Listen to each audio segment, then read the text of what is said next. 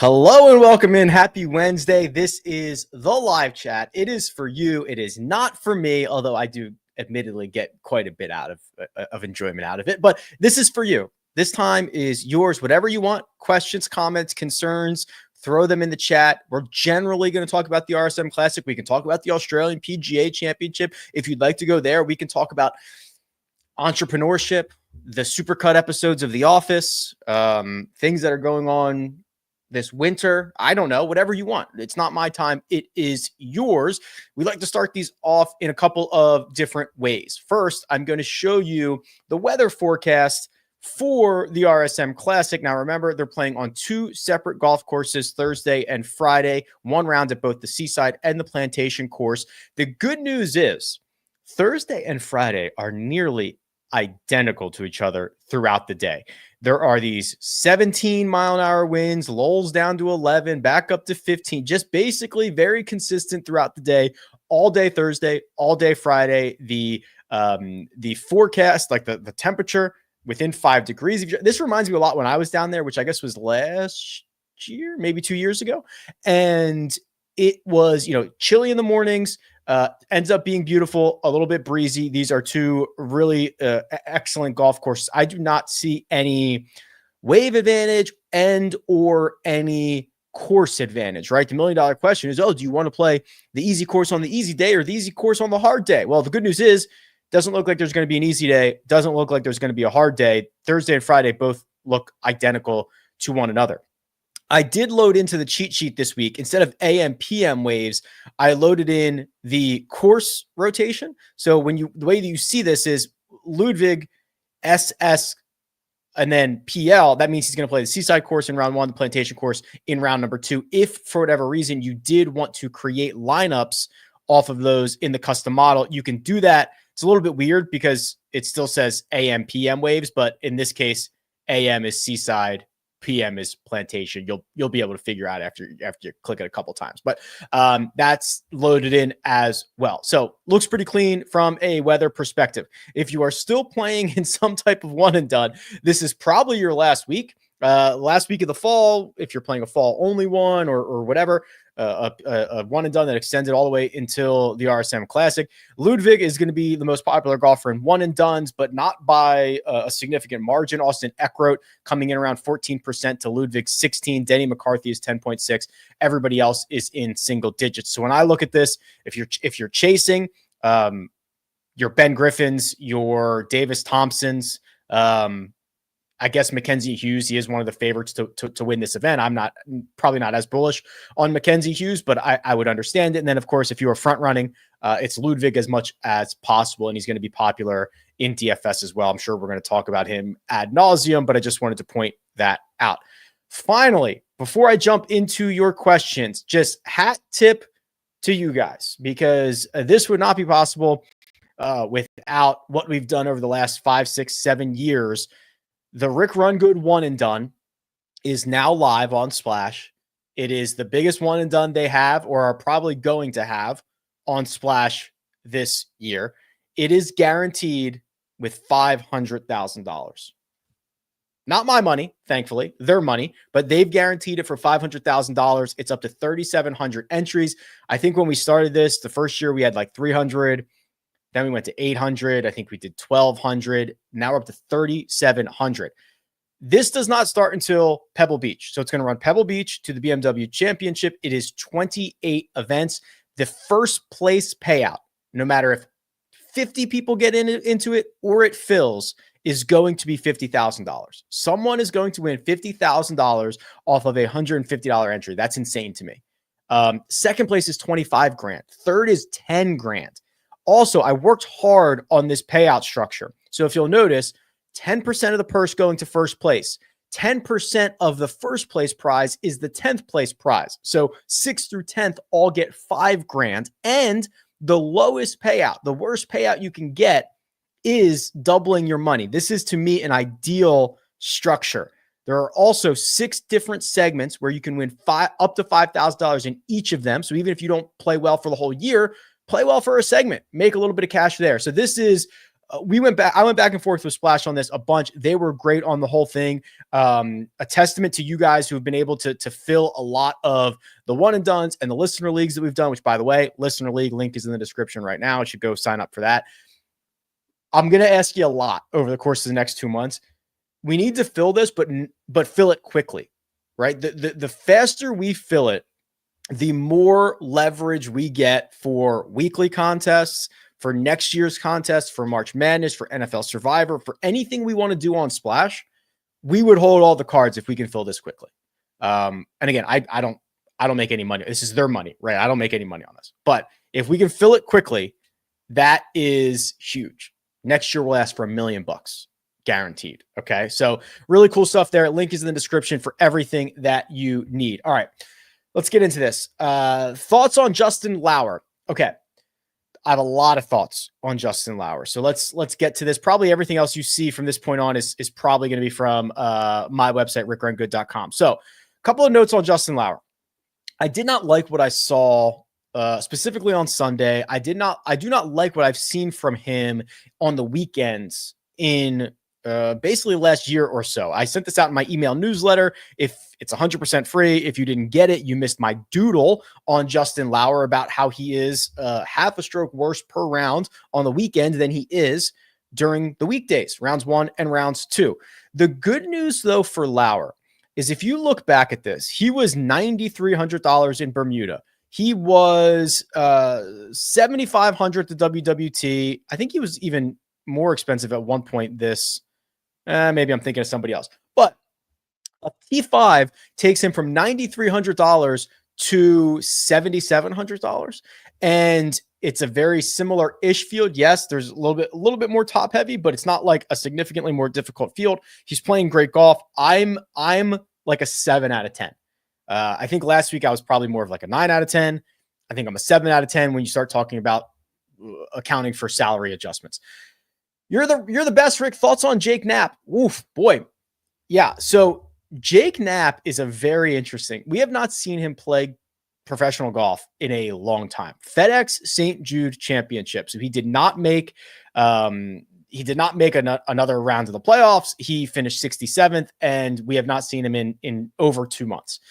The end of his year, and honestly, just like once we got to Q2, once we got to March, it was not a good year for Jake Knapp. He is incredibly talented. I think that his best skill set, which is his driver, gets a little bit hemmed in here. And he really struggled at the end of, or most of the year in a lot of these categories. I expect we're going to get a little bit of a well-rested, I'm sure he's been working hard to get everything dialed in. But again, I don't think his skill set is perfect for this golf course. I'm going to take a pass on Jake Knapp, but I do think he's one of the most interesting golfers. I want to see what he does. He's only $6,900. I want to see what he is able to do. Thanks for the season of content, and let's go Micheluzzi in Australia. Yeah, so listen, there is still, so first off, thank you, Brian. Still a lot more content to come, right? We've got Hero World Challenge. We've got golf being played globally every single week, right? So this week's the BMW Championship in Australia. Cam Smith is playing. Minwoo Lee, Jason Day, Mark Leishman, Lucas Herbert, Cam Davis, David Micheluzzi. All the data is in here, right? Remember, Rick Run Good, 6 different tours, including DP World Tour, all the strokes gain metrics, Live Golf, all the strokes gain metrics. So all this stuff is in here. There's a ton of golf being played worldwide. And that's not going to stop anytime soon. I think there's at least 2 or 3 weeks in a row where they're in Australia. Here's Micheluzzi. If he can keep the ball in play off the tee, I think he's a really good value for this week. He's starting to play a little bit better. We're getting to see the short game come back around. I have seen him flush it in person on the second shots. He's not very long off the tee. He's got to keep it in play. And then I think he gives himself a chance to kind of steal this thing away. But I'm telling you, like, all the data's here. We're not going to stop anytime soon. Harry Higgs is in that field. Victor Perez. I mean, let's go. It's always golf season around here. Thoughts on Doug Gim? Let's go back to the RSM Classic. Talk about guys that got a decrease in price, right? $8,000 now for Doug Gim, coming off of a miscut at the Bermuda Championship. And it was honestly not a very bad miscut as far as miscuts go. Lost 2 strokes into the field in round number 1, played much better on Friday. Wasn't good enough to to make the cut, which snaps a very long streak of made cuts for him. I feel just as good about Doug Gim as I did last week or the week before. And now you're getting him from $8,600, $96 the last 3 weeks to $8,000 this week. So really, really good value. I feel exactly the same as I have on Doug Gim for the last handful of weeks. Hey, Rick, I apologize if I missed an announcement. Any plans to do best ball content for the upcoming season? Yeah, those are the plans. So what you'll see, so obviously, been going back and forth, trying to get the one and done stuff all taken care of. I've got to update all the tool tutorials on the website. I've got some other things in the holster, but yes, the plan is to do best ball content, to do a larger, maybe a series of one and done type strategy over, the next month or two. I just don't know when yet. So bear with me, but it's on the list. Steve says, hey, Rick, Ludwig or Hughes in a tier league? So for me, if you don't really care about ownership, and I'm not sure you should in a tier one situation, it's Ludwig all day. You can be different everywhere else. So remember on Monday, I said, what are we going to do with Ludwig? I need to see what he says in that press conference. I need to see how long he has been playing golf. Well, we got that answer. Okay. And I also sent that out in my email. So he has been playing golf basically unrestricted since mid-October, which is a month. He says, I feel 100%. Otherwise, I wouldn't be here. I had about 4 weeks off from playing golf. I didn't touch a club, started hitting pitches before, blah, blah, blah, blah, blah. Okay. So then he says, back to playing fully in mid-October. We're talking about a month. Plenty of time. I'm expecting full-on Ludwig Oberg. I'm expecting the guy who hits it not only straight, but long, who destroyed these courses last year, who now seemingly healthy, should be back on track for a really good title defense here. So it's Ludwig all day for me. Hey, Rick, am I wrong for wanting to hop back on Keith Mitchell's train after 3 straight missed cuts? I always, every time I take these kind of harder stances, it seems to bite me, but I seem to always be lower on Keith Mitchell than everyone else. I don't know why. I don't know what it is, but Keith Mitchell has been miserable the last 3 starts. His driver has not been a weapon. The tee to beat green game has been horrific. He needs to gain between 3 and 5 strokes putting to even give you a decent finish, and he rarely does that. And then if you look at his history here, it's not great. It's okay. No top 10s, but 2 top 15s, and then a couple of missed cuts, a couple of 40th and 50th place finishes. This isn't spectacular. I don't know why. And it is not just you, Daniel. Keith Mitchell is always way more popular than I think he should be. So I'm not going to be involved in this, but which probably means he's going to win the golf tournament. Still feel good about skipping the 10K range? Probably not. No, I mean, so I'm okay if you want to skip. If you want to skip Davis Thompson, if you want to skip Denny McCarthy, that's fine. Ludwig is terrifying to skip at this point, knowing that he's 100% healthy. There was a really good quote from Davis Thompson about how he feels after that win. He said his mind was very clear in Las Vegas, which I think is fun, but there's a lot of value in this 9K range. Look at how many guys I've got favorited, right? This is just my process going through, Siwoo Kim, Ben Griffin, Seamus, Matt Wallace, I think are all great options. If you wanted to get multiple of those guys and start there, that's fine. I worry about leaving Ludwig out. I don't really worry about leaving Davis or Denny out. Luke List randomly pops a couple of times a year. Is this week one of them? Well, let's do the deep dive on Luke List and see what we can find. I doubt it, but maybe there's something I'm missing here. I don't think we've seen Luke List pop in quite some time. Couple of seasons ago at Farmers, right? I mean, when is his last? Oh boy. Okay, let's just do this. Let's do finishes, top 10 finishes. Runner up at Riviera this year. The win at Sanderson Farms, the win at Farmers, that was 2023. So he has had 1 top 10 in 2024. He had 1 in 2023. It was a win. He had 1 in 2022. It was a win. He only had, well, he had more in 2021. He was a lot better in 2021. That is a long time removed. Let's see what else we've got going on here. I don't want to leave it just on top 10s. Surprisingly has putted well, lost on approach play. This is, I don't see a path. It's got decent history here. It's not going to be for me. Maybe it's the week I feel comfortable saying it's not the week and seeing if I get burned or not. Thoughts on Luke Clanton? He's finished number 1 in my model, but no one's talking about him. Listen, I'm with you. I think that Luke is or was the shiny new object. And now that it's been a month since we've seen him play, everybody's just kind of moved on. And I don't know why. We have a big enough sample size to say that he is one of the best iron players on the PGA Tour or ball strikers on the PGA Tour. I don't really think I'm exaggerating there. If you go to the power rankings and just do, where are the power rankings? Sorry, I had a bunch of tabs open. I'll just go this way. Power, maybe I didn't open the power rankings. I don't think I did. I think I opened the trends tool twice. Okay, so let's do power rankings for everybody on the PGA Tour. We'll do in this field, but then we'll do last, how many, I'll cherry pick this a little bit for Luke, but we've got 1, 2, 3, 4, 5. That's 20 rounds, 22 rounds, 26 rounds. So the amount of rounds that he has, let's do that. Let's do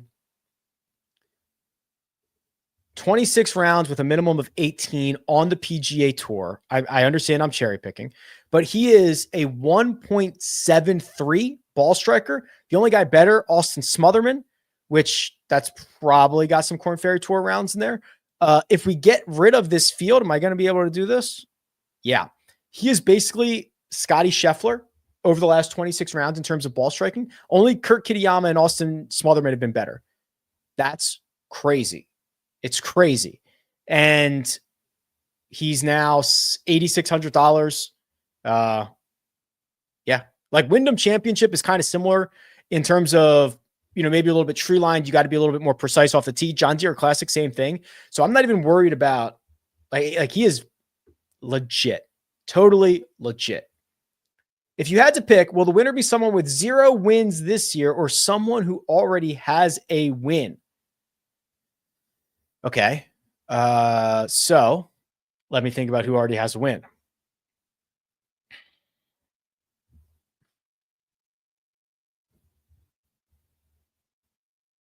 I would take non-winners, right? So I'm getting rid of Ludwig. Doesn't have a win, right? His last win was this event last year. Am I forgetting something else? Davis has a win. Denny doesn't. Brian doesn't. Siwoo doesn't. Poston does. Griffin doesn't. Power doesn't.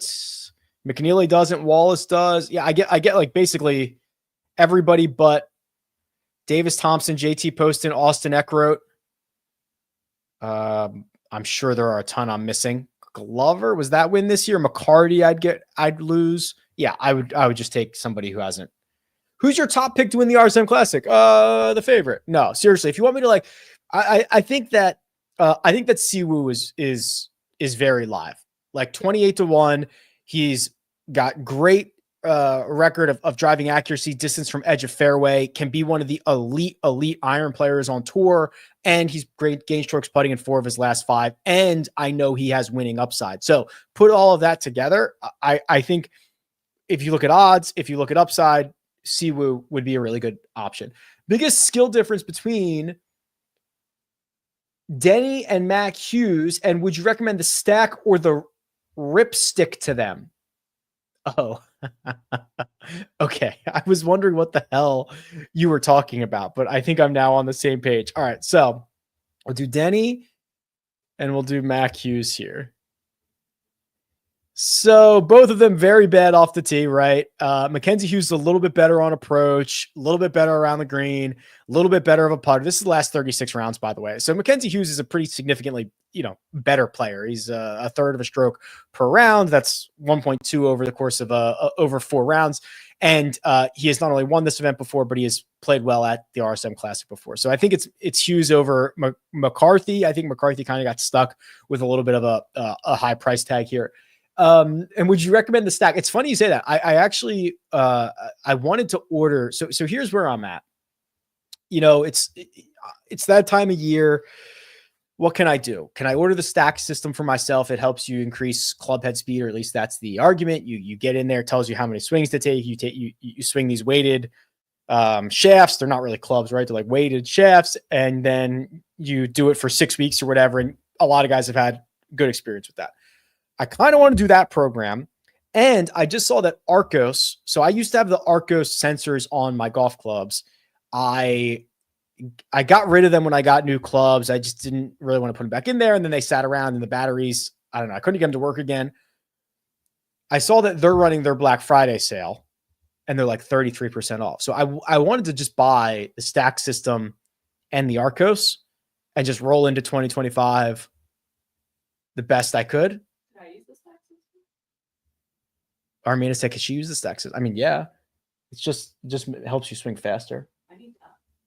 You need that? Yeah. Could just stack it? Yeah. All right. Maybe we'll get those. But yes, probably both those guys need the stack system. Okay, next question. Oh, sorry. It says, who do you think will be the first round leader? Thanks for all that you do. Oh, well, thank you. Okay. So I would go, we'll look at a couple things. And actually, I think we've been fairly good at these recently. We got a dead heat from Hayden Springer last week. I think that he finished on Friday, but I think I think we got a dead heat from him, and we got a dead heat from Rico Hoey the week before. Was that right? So let's see. Let me see if I can put my feels out there together and figure out what's going on.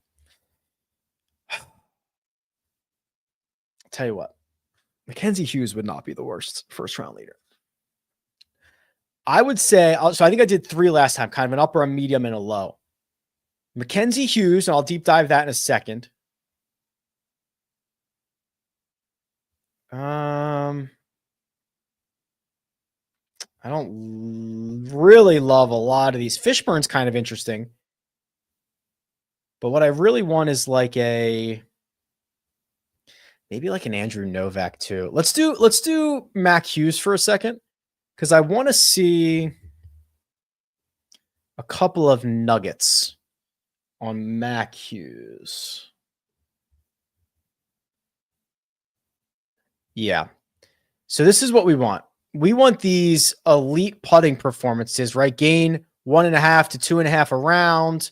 Does it somewhat consistently, like 2.7 there at the Wyndham. This is really what we want. Pick up 5 strokes putting in 1 round. He did that at the 3M Open. I'm going to say Mac Hughes is your first round leader. Look at his history here. Pretty crazy stuff. Couple of runner-up finishes, a win. Yeah, very, very good. What does your betting card look like? Insert disclaimer that you spend your money how you like, and that we should spend our money how we want. That's right. Don't spend my money. I'm not going to spend yours. But my betting card is, let me pull it up here. Siwoo Kim at 28-1, JJ Spawn at 35-1. And then I am still looking at, those are the 2 that I have right now. I wanted to look at, let me see what the number is. Oh, yeah, I'll add this one. Joe Highsmith at 75-1. No reason Joe Highsmith should be 75-1. So Siwoo, JJ Spawn, Joe Highsmith. Good luck, everybody. Who would you take between Carson Young and Chandler Phillips? And also, can we get a breakdown of Stephen Fisk? Sure. So we'll just continue to roll with this here. We'll go Chandler Phillips. We'll add him, and we'll add Carson Young. Whoops. Did you guys know you could do this? Just keep adding golfers in here. All right. Sort by strokes gained total. Here's those guys. All right. Both very good off the tee. Carson Young is a better approach player. He's very bad around the greens. Chandler Phillips is a better putter. Looking at recent form, Carson Young looks a little bit more volatile. Neither of them have great history here, though Chandler Phillips doesn't have any history here. I choose Chandler Phillips. More consistent. I think that's a better bet. Bunch of top 30 finishes. Seems to be playing well, has decent skill sets, seems to be headed in the right direction. Can we get a Stephen Fisk deep dive? Yeah. So he was top 5 on the Korn Ferry Tour last year. I think he was 4th. And you'll see why. I mean, you look at his year, he's got a bunch of top 5 finishes. He had like 4 out of 6 during this stretch. Finished 12th in Boise at the end of last year. Went deep into their playoffs. Finished 21st and 20th. He won earlier in the year in April. He's been very, very good. I don't know if I have enough information about like what his skill sets are. Right, I've got like probably 4 rounds on him in terms of PGA Tour stuff, and it's probably pretty old. But it's a very good profile for someone who's $7,100. Is Splash taking over the Run Good Golf one and done? What? Do you want me to address that now? Yeah, I'll get an email. All right, I'll address it now. So I was going to send out an email. I am going to send out an email either probably tomorrow or Friday, but I'll just address this now. I'll pull up the thing. So long story short, and I hate this, there's not going to be a Run Good Golf season for next year. It really just comes down to the risk. Holding the money, distributing the money across all 50 states and 12 different countries was what it was last year. And I imagine it would have been more this year. And that opened me up to a ton of risk. Obviously, the laws in every state are different. The laws in every country are different. We already ran into an issue with PayPal last year where they made us jump through hoops to get access to the money to pay it out. And I just know, and I worry it's going to be an issue moving forward. I tried a lot of different things. I thought about using a third party to hold the money and distribute the money. That's got its pros and cons. I thought about getting licensed as a operator, quite honestly. That's got its pros and cons, incredibly expensive, a lot of things to go through there. Not a route I probably want to go down. I thought about building my own site and doing it all myself, and kind of like I thought about everything, got pretty deep down that road. All of them have their pros and cons. I just can't sleep at night if I run that again. And I hate it, but I just don't think that that part of the industry, the regulation, is not in the spot where I can do this. And so for me, the answer is do it with somebody who has a license, and that's Splash, right? It's 38 states, most of Canada. I understand it's going to box out some people. That stinks. In terms of Pennsylvania, though, so there are 3 states in which are not live on Splash right now, but are expected to be live on Splash by the time the one and done starts. And I believe Pennsylvania is one of them. So yes, it stinks. I had grand visions of what that could build to be. And unfortunately, like it's kind of out of my control. Like I can't do it. So that's the announcement. I have an email drafted up. I'll send it out today or tomorrow. If you were in that, or tomorrow or the next day, you'll have all that information, but it's just unfortunately just not going to work. Your best pick in the 7K range. All right. So let's get in here and clear these out. I'll go to the 7K range for this week. Just like that. Oh, Matt McCarty to me is just criminally underpriced. Okay. I think I'm sure I said this on Monday, but this guy's won 4 times in his last 12 starts. You can see him here. Black Desert, Boise, Pinnacle Bank Championship, price cutter. That is 4 wins since July. I think he is criminally mispriced. $7,800. So he's probably my favorite. Joe Highsmith. Why is Joe Highsmith $7,400? Joe Highsmith, since changing his putting grip, is putting beautifully, has 3 straight top 16 finishes. 2 of them are top 7s. He withdrew from Bermuda before the tournament even started. I don't know why he has gone from, this great high-end option and he's still 74. I don't know. That to me is craziness. You can see who else I have got favored here. I think Bridgman's okay, but those are definitely below those 2. And then Grayson Sigg. Grayson Sigg is going to be incredibly popular, right? I don't disagree often with Mike Cavalunas, who does the ownership projections for rickrungood.com, but I think Grayson Sigg is going to be pretty darn popular, as he should be. His fall has been awesome. He's clearly figured something out. So let's just say McCarty, Highsmith, Sigg are like the big three in the 7K range.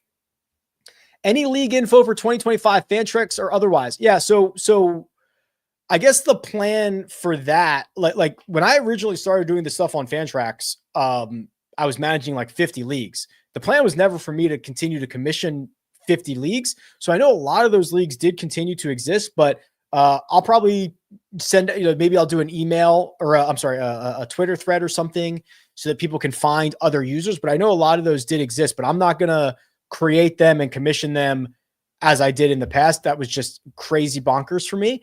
I'll tell you what, that's another thing. I'll be very transparent with you. I got pretty deep into starting my own, or actually with a partner, a season-long fantasy site too. And the same hurdle was the regulation. How were we going to have people pay and have that money sit for 9 months? And how is it going to be distributed? And I traveled and met with people about that. And it's the same roadblock. And maybe my risk tolerance is too low, but I would love to have a Rick Run Good type of league, or a type of website like that, but it's just not possible.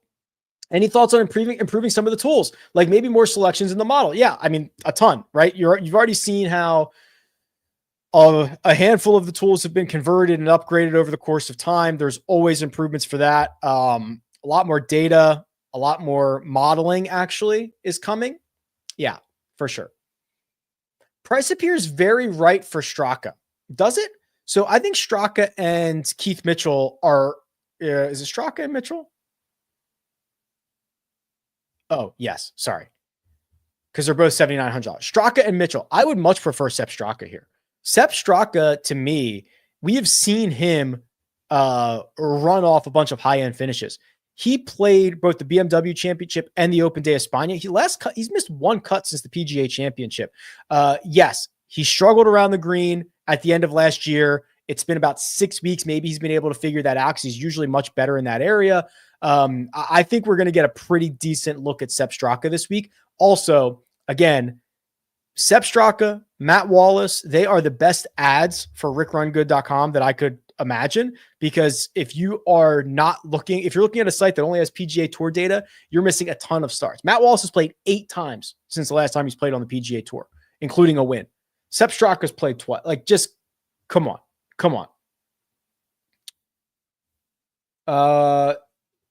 In the course fit adjustments, are players getting penalized for having distance? Is the reason because they won't be able to gain strokes gain total through their length like they normally would? So the short answer is yes. The long answer is very little. So the way that works, again, I try to remove all of the opinion out of this, right? This is just a model. It is completely computation based. It's not really any opinion of mine at all. It looks at what the highest correlated stats of success are, and then takes those, looks at the last 36 rounds and applies the adjusted fit. Because driving distance, and this is very rare, or for any stat to be a negative correlator, it is technically going to knock guys who hit it far, but it is a tiny number, 0.045 in the scheme of things in these rankings is very, very small, because that's just one portion of the full adjusted fit number. So good question. The answer is yes.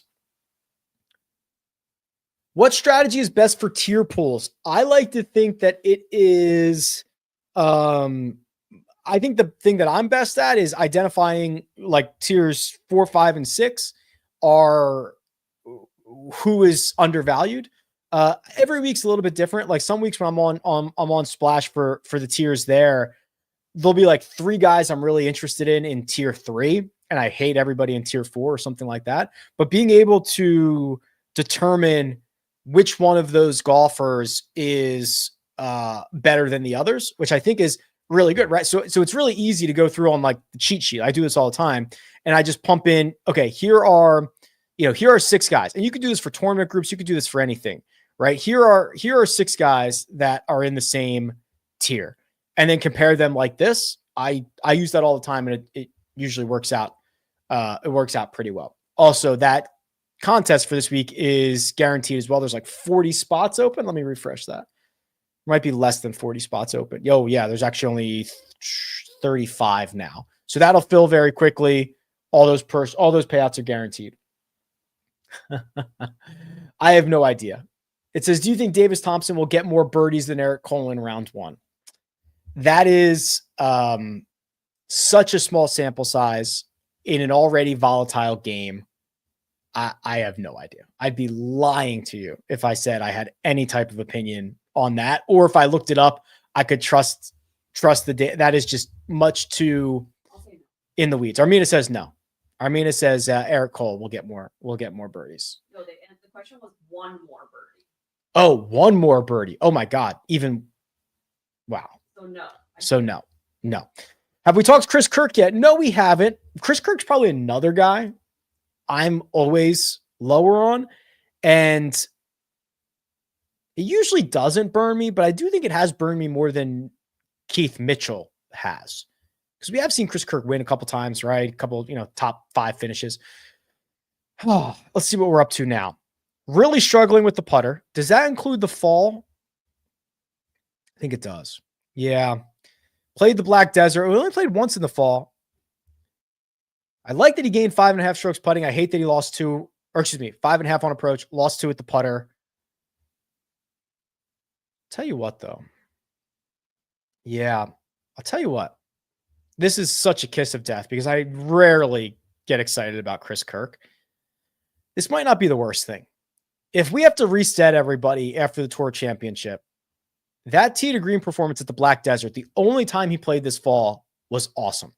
He's really struggled putting, but he's been better putting here than other places, right? He's gained strokes putting in 2 of his last 4 trips, 4 of his last 6, 5 of his last 7. Not putting the lights out, but he's doing enough. So I'm going to say, okay, fire up Chris Kirk. Rick, explain value on the course key stats page. Okay. So because this is a correlation model, it looks at every single stat and it says, how correlated is this stat to success finishing position on the PGA Tour or at this course, or yes, the skill set to the course.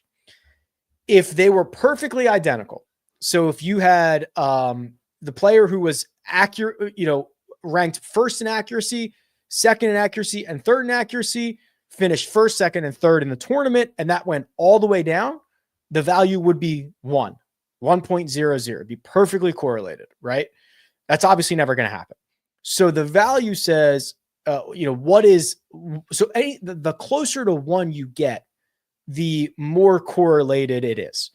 So 1.5 is a decent number, but it's really good for driving accuracy, which is why I show the rank here as well, because driving accuracy is always a little bit lower correlated as opposed to like strokes gained approach, which is always highly correlated. So the rank says of all the courses, driving accuracy is the 6th most correlated here than other places. Okay. So that's why you have both of those. Better to closer to 1 is better. Then I take those values and then apply them to actual players' stats coming in. So you could say 36 rounds, 50 rounds, 100, whatever you want. And it pumps out basically what an adjusted fit number is, which again, higher is better there. So hopefully that helps. Yeah, good luck. Stinks as a UK fan as well, for sure. He's referring to Splash. I completely get it, right? Like, completely get it. I wish there was a global option. I see Woodland has been turning things around. but worry about his play off the tee. Is there a chance he can club down and keep it in the fairway? Well, it's a pretty good question. Let's look at Gary Woodland.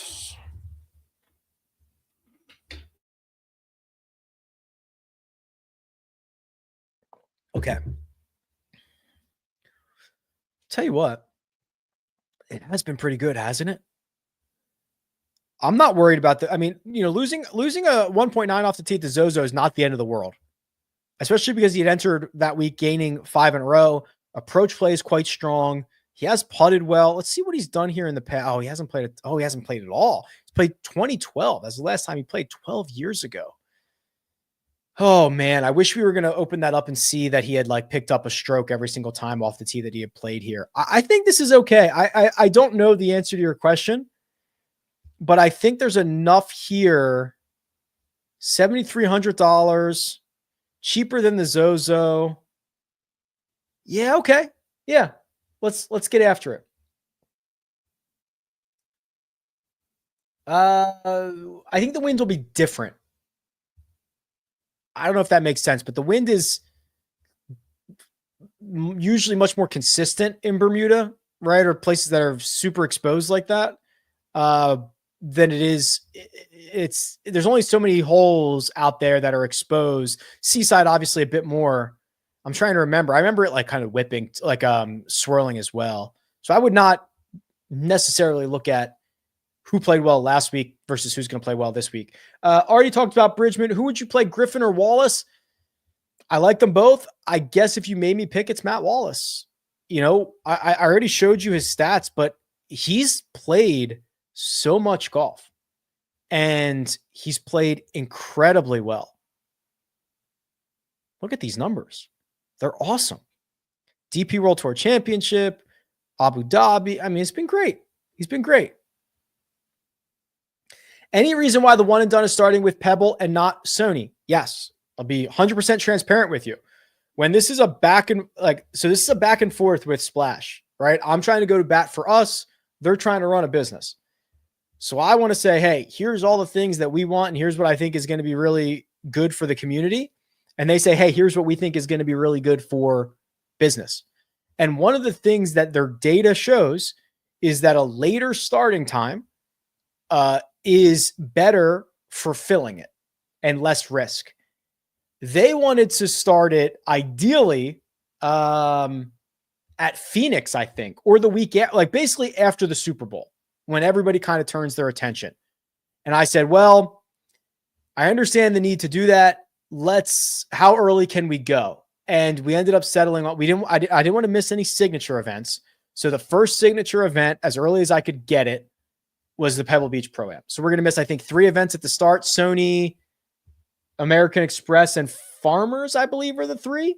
But that was the give and take, right? So if we fill this up before January starts, we have a lot of leverage to go next year and say, hey, we want $1 million guarantee and we want to run it from the Sony Open to the BMW Championship or whatever, right? So very transparently, that's what happened. Do you have a favorite Sea Island Mafia member this week? Also, they've all been kind of bad here, right? History for all of these guys is not particularly good. I think my favorite is, oh God. Kuchar. Is that crazy? He's played so well coming in. He just keeps defying me every single opportunity that he gets. Sea Island Mafia is a nickname for the guys that live in Sea Island. Yeah. It's they call it Sea Island Mafia. So these St. Simon's guys, there's a bunch of them in the field. Actually, I wonder if I can do I have a residence? No, I thought I did. I could, well, hold on. Let's watch this though. Watch this though. We'll do everybody in this field who is from the US, and then I'll sort by residence. Can I sort by residence? Oh, I thought I could. I don't know if we need an update on residence. Harmon, Poston, Davis Thompson, Harris English, Ben Griffin. You see all these guys, right? Keith Mitchell, Patton Kizzire, Matt Kuchar, Novak, Grayson Sigg, Paul Peterson. Yeah, there's a ton of them. Anyway, sorry, I got sidetracked there. Odds on a stat-driven six-man team versus a behind-the-veil, randomly chosen team that fills salary. I don't know what the question is. Odds on a stat-driven. I don't know what you mean. Thoughts on an update to the course key stats. How predictive has odds or salary been at this course? Okay, that's a good one. Bigger prizes for Splash when Century starts. So again, yes, that's the plan. So we like right now, the weekly contests are capped at like 167 entries. During the season, during the end of the regular season or whatever, we were getting this up to like 500 people and filling it no problem, right? And we were on a trajectory to keep going.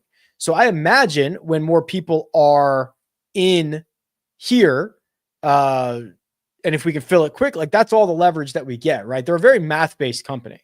So they look at it and say, well, 167 filled with 6 hours to go. Let's give them 200 next week. So you know what I mean? Like they're a very data-driven company.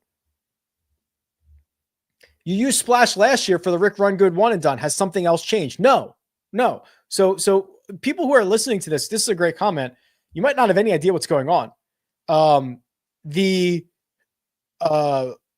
I ran 2 one and dones last year. We ran the one on Splash. I think it was $150,000 guaranteed, and it was great. It was awesome. We had no issues. I think it was well received. Smooth sailing. Armino won money, so it was smooth sailing. But I also ran a second one on my own site called Run Good Golf, which was open to everybody, like in the world. And it quite honestly scares the crap out of me. So no, if you played the one on Splash, like no changes whatsoever. And it's still out there. And then remember, Splash bought off his football pool, Run Your Pool. So we've even been doing one and dones with this company prior to that. We did our March Madness stuff. So it's all, Splash is great. It's just the other thing that is not going to exist. Hey, Rick, why is there no black guy in your list? Well, good question. Let's see. Well, I guess there's not a lot of black guys in professional golf, actually, and there should be because Monday Q'd was a guy who we see play, Marcus Bird. Monday Q'd into this, and he plays on APGA with Wyatt and some of these other guys. And Billy Horschel's done an excellent thing for a lot of these tour events. So here's Marcus. Plays on the Corn Ferry as well. I think he also goes back and forth with the APGA. Maybe he doesn't. I don't remember. But he Monday qualified into this. So listen, there's a black guy. I barely played during the fall swing. I still sub because you're worth every penny. Hey, I appreciate it. Listen, I get it. I know a lot of people think the golf season runs from the Masters to the Open Championship. But for everybody else, like I'm gonna treat the Bermuda like the Masters and everything else. So I appreciate that. No. Oh, I skipped it because I already did it. Yeah. I don't read I don't answer every, if I've already talked about it or whatever, I just kind of skip it. No offense. What do you think of Paul Barjon this week? Well, what do I think about a golfer who's missed 4 straight cuts and missed 9 of his last 10 and hasn't had a solo top 15 finish since the Corn Ferry Tour in 2023? I don't feel very good about it. A lot of red on this profile. What do you think about him? Because I would like to know what you think. Okay. I'm at the end of the questions. So what I'm going to do is I'm going to pause for like 15 seconds and I'm going to say anything that you want, fire away, have at it. And then I am going to remind you to go get in the one and done. I'm just going to look at the beautiful one and done payouts. They're like my baby. $50,000 for first, 25,000. Wow. 75th. That's worth $1,000. Wow. My baby. $5,000 for a segment. Wow. Okay. Give me your thoughts on Ryan Moore. Also, good time to buy ADDC, good on coastal tracks, and does seemingly well when in form. I know that hasn't happened much. Okay, so let's look at Ryan Moore. Start there.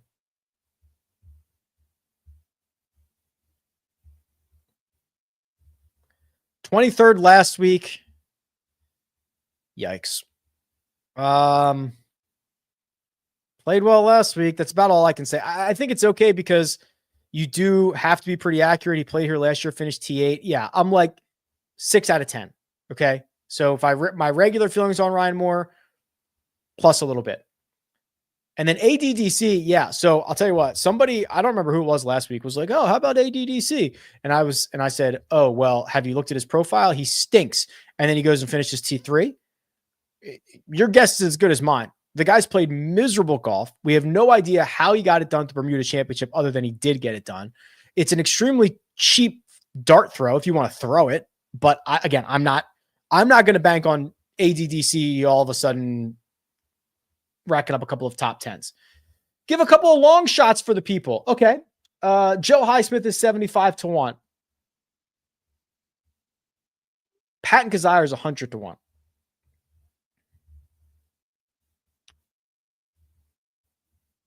I hate to say this, but Kevin Streelman is 200-1.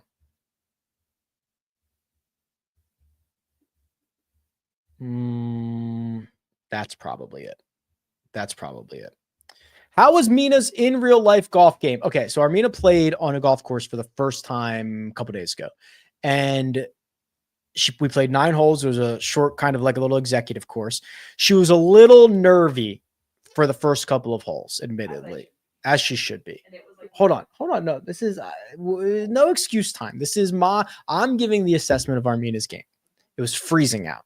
Could barely feel my hands because she could barely feel her hands. 5th hole on, she played pretty well. She hit a drive on 5 that drove it too far, hit it into a bunker. She's actually very good out of bunkers, believe it or not. She extracts it out of there. We've got to work on a couple of things, but she looked a lot more relaxed as we were coming down the stretch. She's already wanting to get back out there. She's going to improve very quickly. Now, her pick, please, to win this week. Excuse me? Yeah. Luke Clanton is her pick. Poston, Cole Hughes, top 10 parlay. I mean, no, but it's possible. It's your money. Do it, I guess.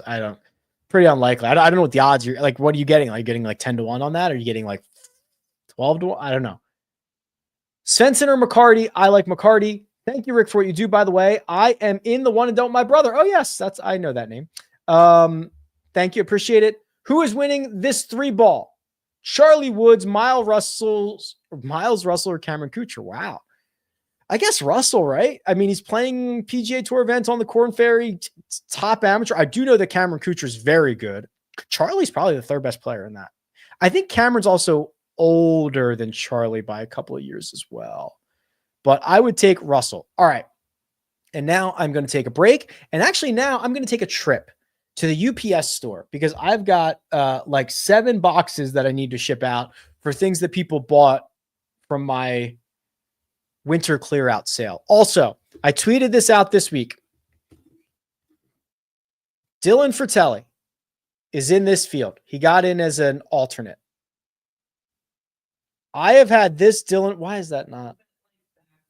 I have had this Dylan Fratelli autographed card for about 4 years sitting in my drawer. And I have nothing to do with it. And I don't really want it. I don't really want to throw it away because that feels weird. So I said, when he tees off on Thursday, I will pick someone to give this away to. So go find that tweet. I tweeted it out. Like that tweet. That's all you have to do. But this has been sitting in a drawer for about 4 years. I'm not willing to throw it away, but I don't really want it. I don't think it's worth anything. Sentimental value, but I'll give it away. I'm clearly doing some cleanup, right? Like I'm trying to declutter. All right. That'll do it. I'm going to say good luck. Everything you need is in the link in the description. And Armina is going to end the show now. Goodbye.